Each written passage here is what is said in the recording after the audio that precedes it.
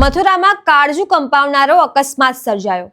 Car બેકાબુ થઈને નહેરમાં ખાબકતા 4 યુવકોના કરુણ મોત નીપજ્યા। નમસ્કાર, હું છું ચંદ્રિકા પુત્રી નિરાલી। મથુરાના મગોરા પોલીસ સ્ટેશન વિસ્તારના નગલા દેવિયા વળાંક પાસે બુધવારે રાત્રે આ ગમખ્વાર અકસ્માત સર્જાયો હતો।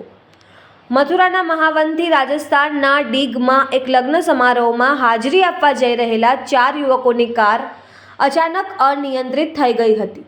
કારની ઝડપ એટલી વધારે હતી કે વળાંક પર સંતુલન ગુમાવતા કાર સીધી પાણીની ટાંકી સાથે અથડાઈને 6 મીટર ઊંડી નહેરમાં જઈ પડી હતી।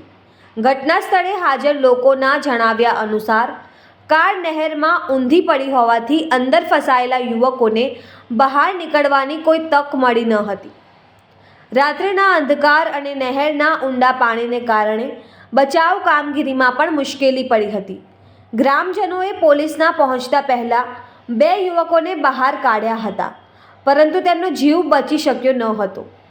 બાદમાં ક્રેનની મદદથી કારને બહાર કાઢવામાં આવતા અન્ય 2 યુવકોના મૃતદેહ મળી આવ્યા હતા। તો તમે આ વિશે શું વિચારો છો? કમેન્ટ કરીને જણાવો। અત્યાર માટે બસ આટલું જ। સમાચારને લગતી વધુ અપડેટ્સ માટે અમારી વેબસાઇટ www.gujaratplus.in પર પણ માહિતી મેળવી શકો છો। ધન્યવાદ।